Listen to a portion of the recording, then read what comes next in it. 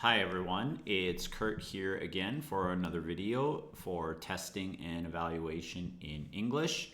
And today we're going to be looking at assessing writing. All right, so let's jump in. Okay, so to start, let's look at writing in general. This is what we know about writing and learning to write, is that all children, they learn how to write in their native language. But in reality, few actually learn how to write effectively with well-developed logical output that achieves the intended purpose. Now, I'm talking about in their native language.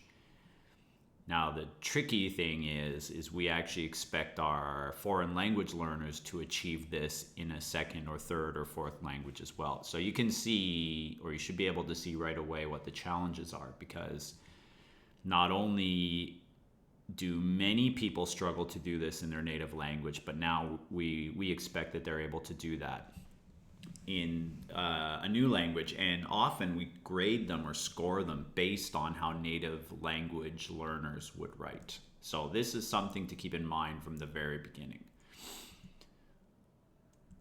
All right, so sorry, I'm going to skip that. That's a class discussion question. Okay, so moving on. When we're looking at the assessment that you're going to give your students, the very first thing you need to think about is the construct that you are actually assessing. So when you are assessing writing, what is it that you're going to assess? Are you assessing their handwriting ability? Are you assessing their spelling? Are you assessing grammar? Are you assessing how to construct a paragraph?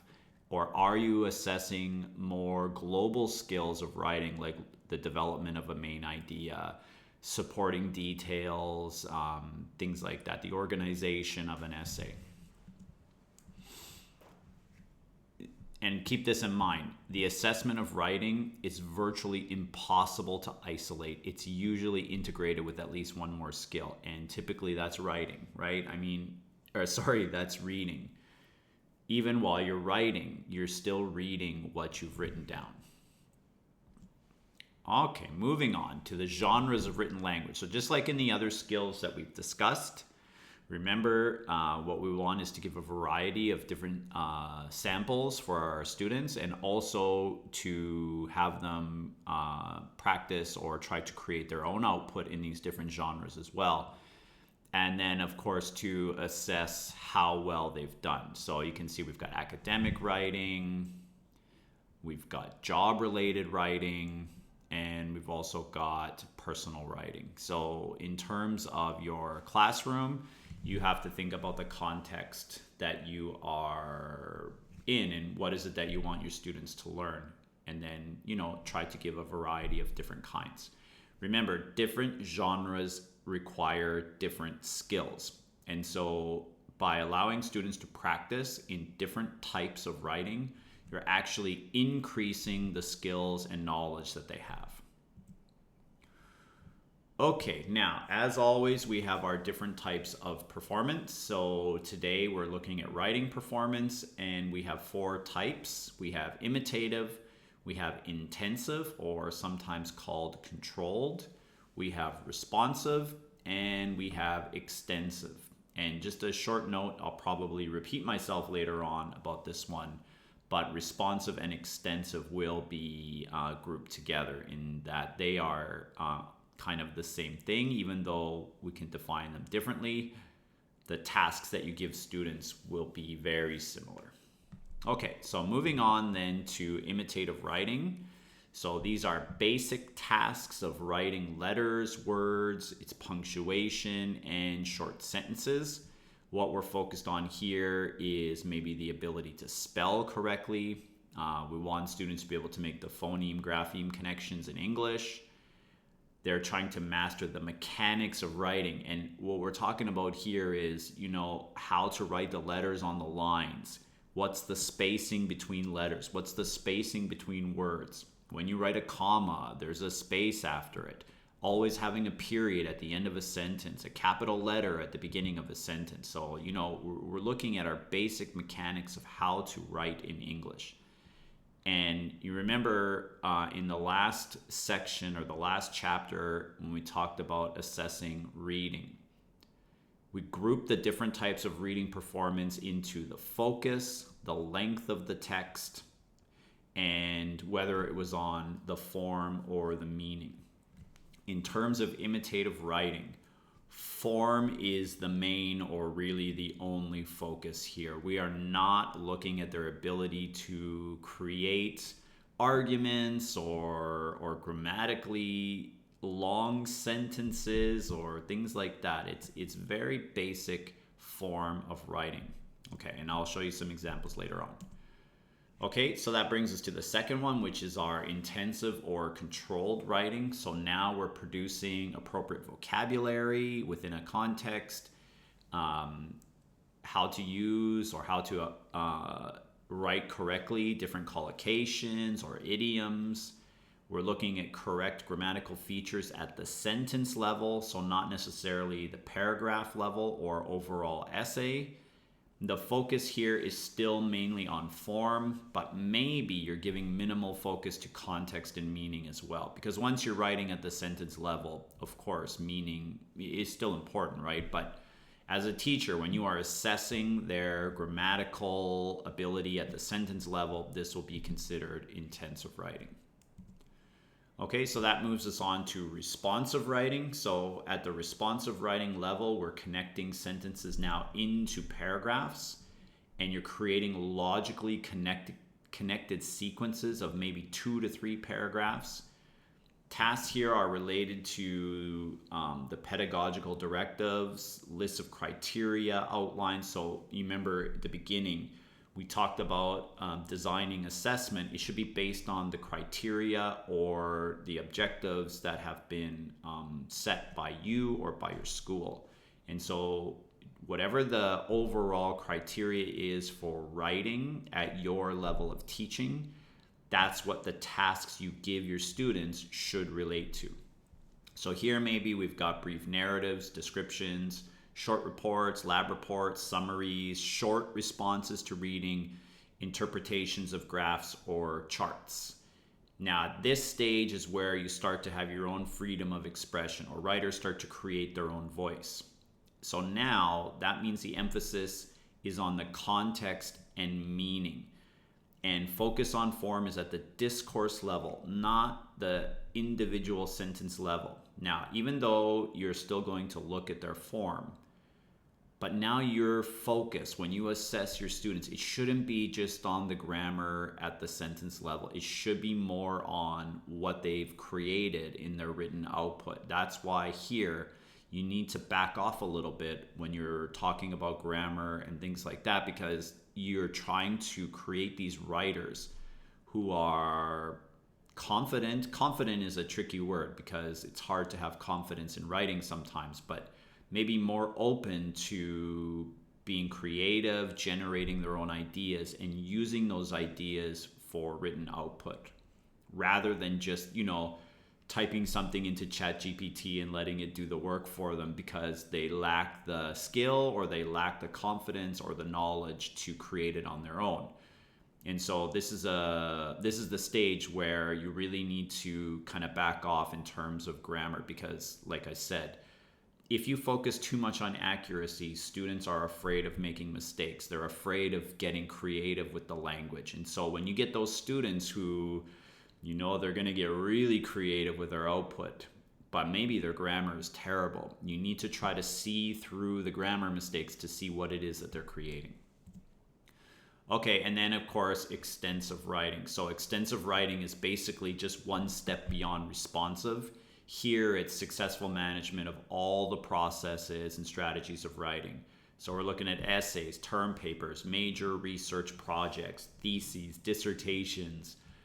The focus is on achieving a purpose, organizing and developing your ideas logically, using details to support your ideas, demonstrating lexical and syntactic variety, engaging in the process of writing. And the focus on form here is really limited to editing and proofreading. So if you look at responsive and you look at extensive, actually, they're not so different when you talk about the different tasks that you're going to give them. So for example, if I want to give a responsive writing assignment, well, it could be a story, right? And a story is just short. But if you look at extensive writing, maybe it's a term paper. That's just an extension of a responsive writing task. And so the way we assess them, they're very, very similar. And so, as I said later on, when I talk about the different types of assessments, we're going to group responsive and extensive together. But as long as you know the difference, extensive is just longer and maybe a more deeper look at the writing process. Okay, so this is a classroom discussion, so I'll skip that for the video. As always, we have our micro skills and macro skills of writing. Remember, the micro skills are our bottom up, focusing specifically on the language itself. And then we have our macro skills, which is our top down, looking globally at the skill of writing. And you can see a lot of similarities. We've got our literal implied meanings in there, rhetorical forms, links and connections as always. Okay, and then you look at the last one. This one is very important, and this is not necessarily only for skilled or highly developed writers. It should really begin at the responsive writing level, using a battery of writing strategies, accurately assessing the audience's interpretation, so predicting who your audience is and what they're expecting, using pre-writing devices, writing with fluency, using paraphrases and synonyms, getting feedback from your peers and your teacher, and then using that feedback effectively. Okay, so let's move on then to different types of tasks. Now there are a lot, so I'm going to go through them quite quickly. So we'll start here at the imitative writing level. Remember, this is the mechanics of writing. Okay, so at the beginning stage, we have tasks in handwriting, letters, words, and punctuation. Now, one note here is that handwriting actually could become obsolete in the future. I don't think it's too much of a stretch of the imagination to say that one day we won't do a lot of writing on paper anymore and that technology may take over that. But for now, we still have books and we still have pencils, so it is an important skill that we need to teach to our beginning learners. Okay, so at the very basic level, we've got copying. Okay, so this is words put on the paper and you can see the lines underneath, and all students have to do is write them correctly. Okay, this is your beginning emerging learners, and you can see we've got different letters, we've got uppercase and lowercase, and we even have some punctuation in there as well. Okay, and then we've got listening, close, selection, tasks. So here you combine dictation with a written script, and we use a frequent deletion ratio. Sorry, not ration, that should say ratio. So for example, you delete like every 4 or 5 words from the text, and then you give the students a task sheet with a word bank for them to refer to. Remember, in this case, we are not worried about spelling. It's just the mechanics. So what they need to do is practice writing. So here is an example. The test takers here, write the missing word in each blank. Below the story is a list of words to choose from. Okay, so here's what they hear. Have you ever visited San Francisco? It's a very nice city. It is cool in the summer and warm in the winter. I like the cable cars and bridges. Okay, so you see below, that's what they actually see. And then below their test, oops, sorry, I'm missing a slide. Below here, you actually have all the words listed. I don't know where they went. They seem to have disappeared. But for example, have you ever visited San Francisco? So below this text here, the word you will be listed, because remember, we're not testing their spelling. We just want them to be able to recognize the word you and write it correctly, you know, with the Y going down below the line and the spacing is right as well. Okay, so moving on to the next slide. Okay, we can also give them picture cued tasks. So you put a familiar picture and then test takers will write the word represented by the picture. So in this case, you're not asking them to rely on their listening ability. Remember, it's really hard to isolate writing on its own. The input students get has to either be listening or reading. Okay, we can also do form completion tasks.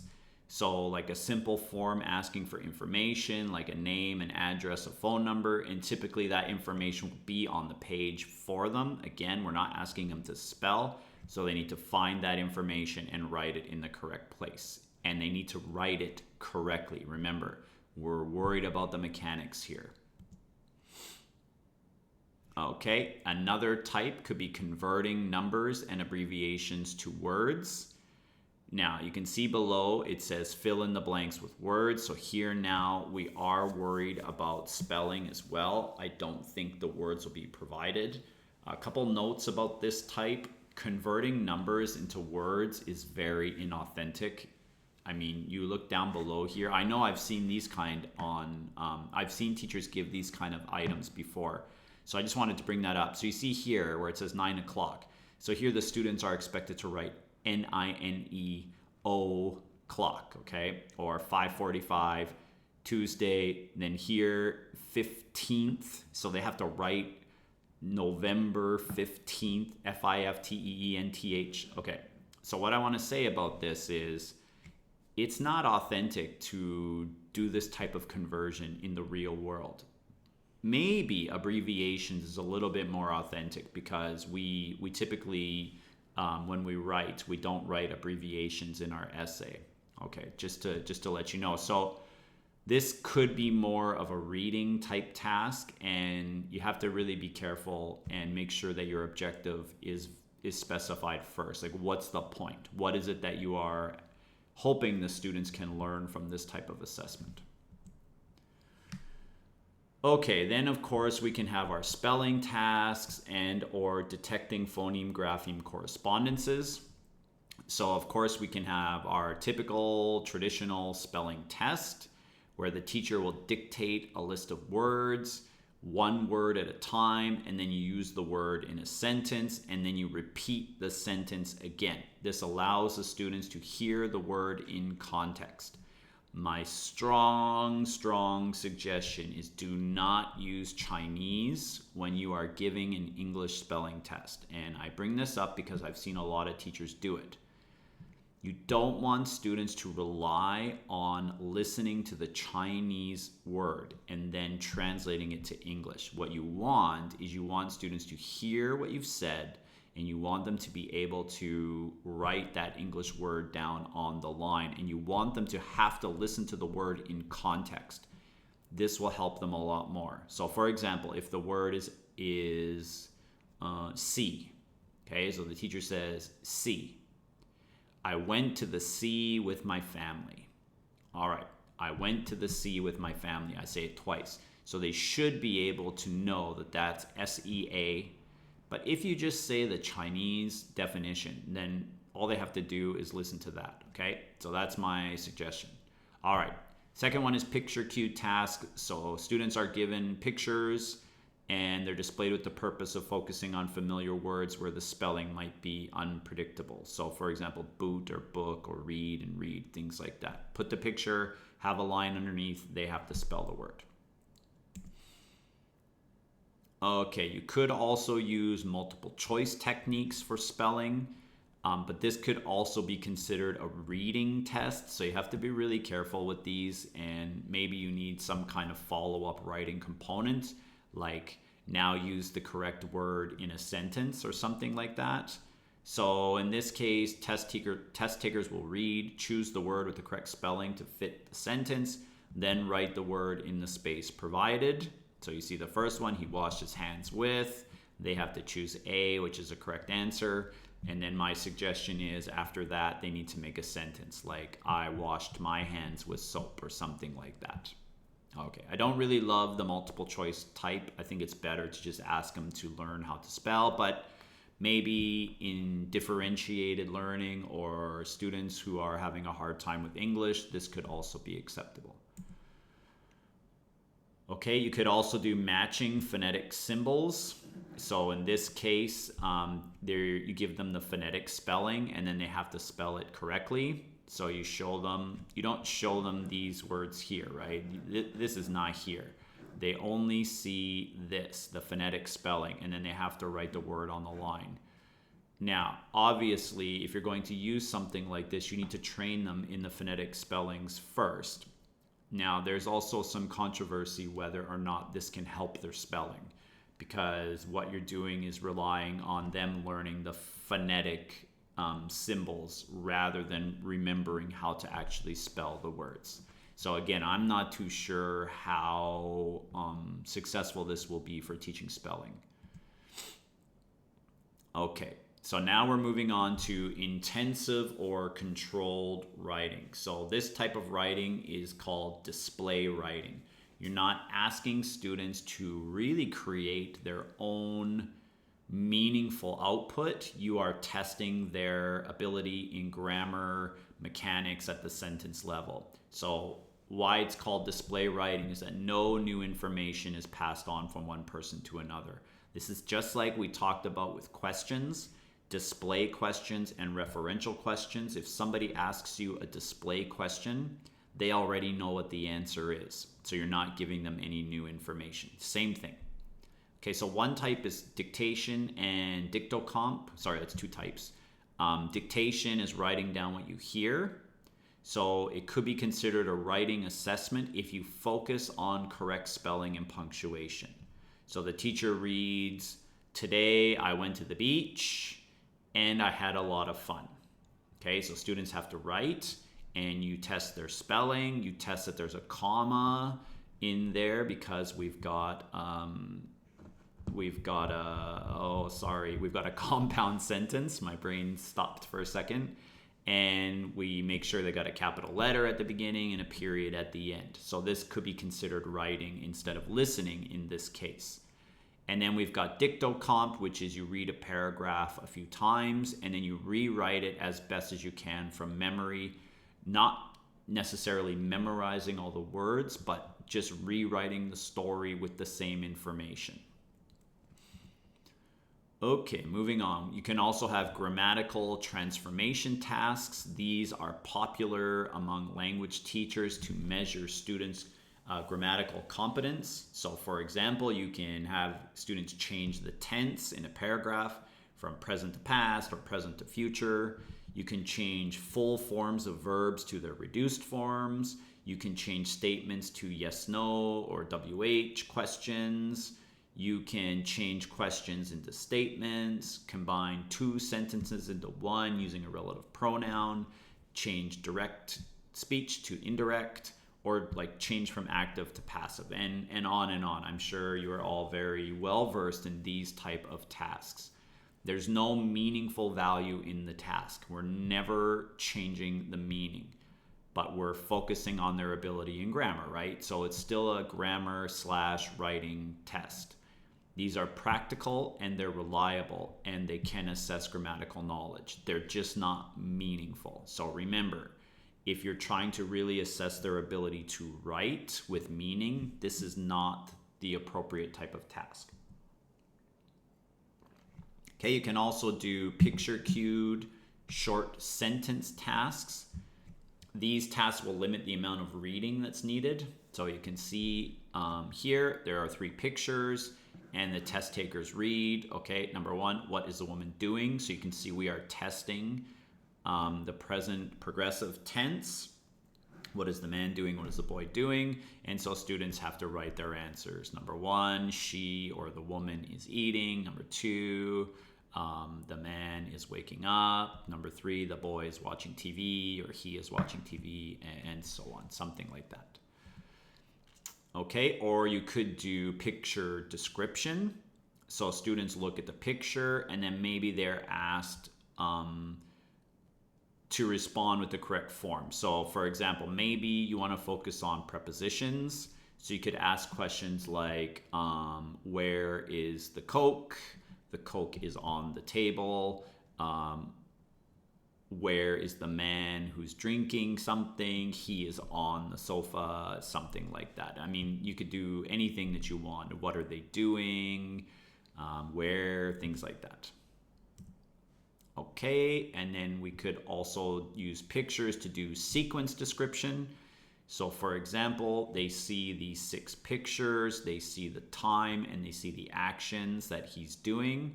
So there's a storyline in there, and then they have to respond. Now, if you want them to focus specifically on tense or something like that, then you have to make sure that your prompt, your item prompt, really describes that. So look at this one, test takers read, describe the man's morning routine in 6 sentences. Very clear. We know morning routine, so it should be in the simple present tense. We know that students are expected to write 1 sentence for each picture. 6 pictures, 6 sentences. Time is there, and these pictures are quite clear and not so ambiguous. Remember, that's very important, that the pictures are clear and students can really know what it is that the person is doing. Now, you could argue that the very last one is a little bit ambiguous in that we're not entirely sure where he's going.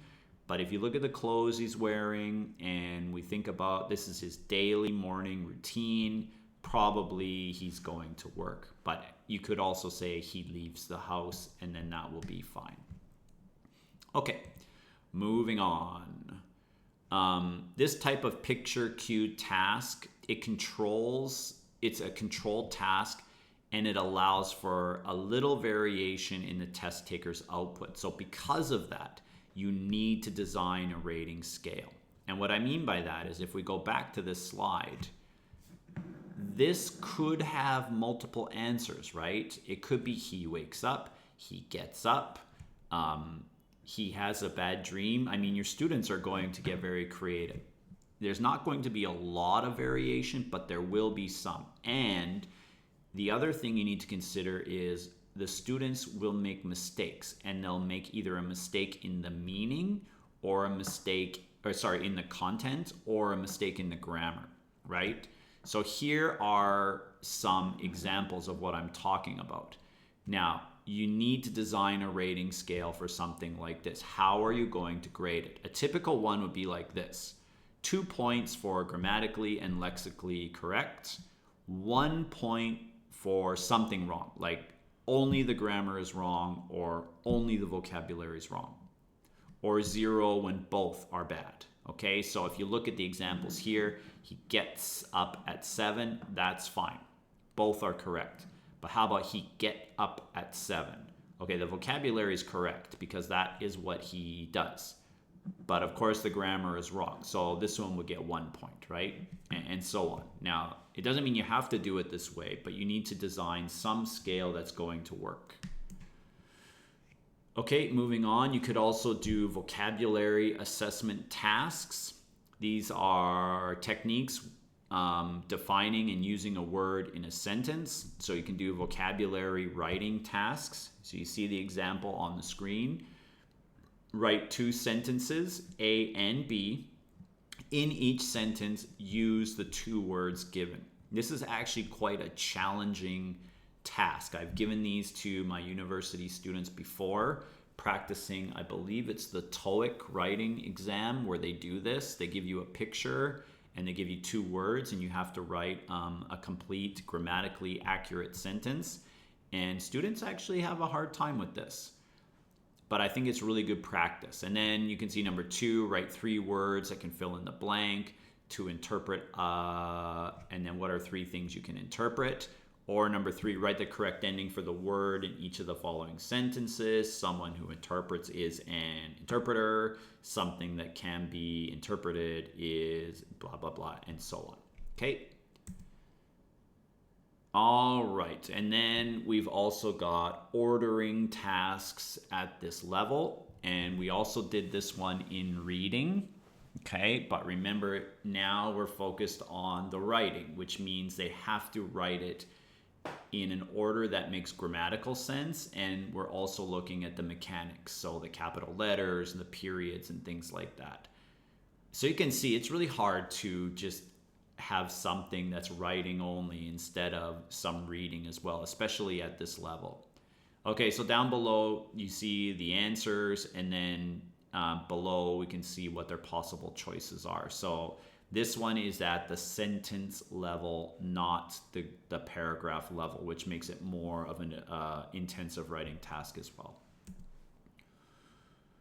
Okay, now the thing about these ordering tasks is these could be challenging for certain students whose learning style isn't logical or mathematical, and just the order of the words can confuse students. And what I mean by that is maybe you put two words together and it just does something to the way that they interpret the sentence. They just can't get it. And so they get stuck. They're just unable to actually make a correct sentence. But if you ask them a question with an open blank, they still might be able to write a grammatically correct sentence. It's just the order that you did it. Like, for example, the could already make it very difficult for a certain student. So, you have to keep that in mind when you do this type of task. Okay, so if you're going to use this type for writing, it's justified if the following criteria are met. Sentences are simple, no more than 4 or 5 words. Don't try to get too complicated and put like 8, 10, 12 words down. It's just too confusing for students. It's not worth it. They don't learn enough from this type of task. There should only be one possible sentence that can emerge. You will really hurt the students in their brains when they're trying to complete this task. If they know there's more than one correct answer, they will start to doubt which one is the correct one. And you got to let them practice in class before you give them this type of test item. Okay, you can also do at the intensive level short answer and sentence completion tasks. These are limited response writing tasks. So for example, number 1, test takers see a short conversation between Alicia and Tony, and they have to fill in the blanks. Same with number 2. And then number 3, it says restate the following sentences in your own words using the underlined word. And you may need to change the meaning of the sentence a little. Okay, so I never miss a day of school. Change that to I always miss school, or I always miss some days of school, something like that. I'm pretty healthy most of the time. I'm seldom healthy. I play tennis twice a week.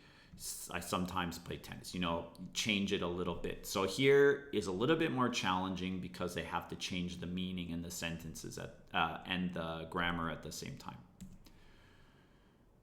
Okay, they could also do something like this. These are still limited response writing. For example, you're in the kitchen helping your roommate cook. You need to ask questions about quantities. Ask a question using how much and the item, and a question using how many, item B. So here we're testing their ability to do how much and how many. Okay, so how many onions do we need? How much sugar do we need? Then number 5, you look at a schedule of Roberto's week. Write 2 sentences describing what Roberto does using the words before and after. Okay. All right, and then I think this is the last type of limited response writing task. Write 3 sentences describing your preferences, and then they give some options for students. Okay, so I prefer blah, blah, blah. Okay, now we're moving on to responsive and extensive. So like I said, I've grouped these ones together. So does the textbook. Here now becomes more challenging because test takers are allowed to use creativity in their responses. And this is the important part. The scoring criteria should focus on discourse and rhetorical conventions of paragraph structure and connected paragraphs, not only the grammar, right? So the learner's responsible for accomplishing a purpose, developing a sequence of connected ideas, and empathizing with an audience. This is real writing, not display writing. Now, what makes it so challenging is that our foreign language learner, they need to meet all the rules of writing just like a native speaker does, and that can be really hard. So when you're teaching, you need to teach students how to do these things, how to brainstorm their ideas, how to use the vocabulary that they already have and use them to create a short story or to create an essay or, compare and contrast, or all of these type of tasks that they're asked to do on their English proficiency tests. And so that's why you can't focus on the grammar too much, because here it's all about generating ideas, making it logical, how to organize them, and how to write to an audience. Okay, so we'll go through a few ideas here. First of all, there are assessment issues that you need to consider, okay? So when we look at authenticity, of course, this is much more authentic than the first two types of writing assessment tasks. And here, you need to become more of a coach or a facilitator. You can't be a strict judge at this stage, because what you're trying to do is help them improve their ability to write. So most of your assessment will be formative, and you're trying to give them positive washback. So here, it's way more important than practicality and reliability, which means when you give these type of writing tasks, you can forget about it being time efficient. You're going to use a lot of time, and the scores might not be reliable because it's very subjective. Okay, so in terms of scoring, the function is as important or more important than the form. It's possible to write a very, very good story even though your grammar ability is not very strong. Okay, and then time, of course. The language producer here is not necessarily under time duress, because you can do this at home in your own time as well. So students should have more freedom to plan and compose multiple drafts. You don't have to do everything in one class period. The drafting process is essential. Students need to learn the process of writing. Okay, so we can think about this. When you do these large-scale standardized tests, are they even appropriate? Can they actually replicate what a student can do under normal conditions? And I'll argue not really, because if you have 40 minutes to write an essay compared to 2 days to write an essay, of course, when you're allowed to do it at your own pace, you can really dive deeper.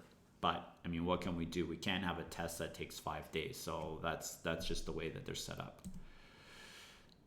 Okay, so here are some tasks. We'll quickly go through these. Of course, paraphrasing. This is an extremely difficult concept for learners to grasp, because they have to take someone else's writing and use their own words, which means they cannot copy the words from the original text, but they also need to when you paraphrase, you can't just change a few words. You have to change the order of the sentence, perhaps change the tense, change from active to passive. You really have to reconstruct the entire output that you are reading. So it's tough. They need a lot of practice learning how to do this. And scoring, when you score, paraphrase, it's very subjective. But what you need to look at is the original meaning is the same, and the tone must be consistent. Okay, we can also do guided question and answer. So students are given a guided writing stimuli. For example, if they read a story, you can ask some questions like, where did the story take place? Questions about the characters, the sequence, reasons, the opinion, climax, evaluation, and on and on and on and on. Okay, you can do something like this. Now students are expected to write more, right? That's why it's responsive or extensive. So it could be 2 or 3 paragraphs. You can score it analytically or holistically, which I'll talk about in a minute. This type is not likely on a formal test, but it's used to prompt initial drafts, which can be edited and revised. And it's a good way to teach them how to generate ideas or how to begin the process of writing, because they can use this as an outline, their pre-writing task. Even though we are assessing their ability to write here, remember, we're more worried about them developing strategies and skills. Okay, and then we can do paragraph construction tasks. So remember, writing is the art of emulating what you read, and the assessment of paragraph development can take a few different forms. So now you're asking students to write a paragraph or many paragraphs. How can you assess it? So you can assess it from topic sentence writing. So students, you're specifying the writing of a topic sentence, scoring points for whether their topic sentence is present or absent, and scoring or commenting on the effectiveness in stating the topic. You can also assess the topic development within a paragraph, so the clarity of expression of ideas, the logic or sequence, the cohesiveness of the paragraph, the overall effectiveness or impact of the paragraph as a whole. You can also assess the development of the main and supporting ideas across paragraphs. Maybe you teach your students how to write a thesis statement in the first paragraph, and then each paragraph after that must have a main idea that supports the thesis, and then supporting ideas which support the topic sentence. Okay, and then of course you have all of these details in here that you can look at. Okay, and then of course you can also assess their strategic options. So for example, developing main and supporting ideas is the goal for a writer trying to create an effective text. So you can assess whether they attend to the task, right? And here are 4 types of tasks that are commonly used: compare, contrast, problem solution, pros and cons, cause and effect. So you can actually assess how well they compare and contrast something. So remember here, the assessment of the fulfillment of the task is what we're looking at. And that can be informal and formative, but you can also give it a score if you need to. Okay, so let's look at scoring here at the end. So there are 2 main types of scoring that you can do for writing. The first is holistic scoring. In a holistic scoring setting, you give them one single score. You don't break it down into different categories.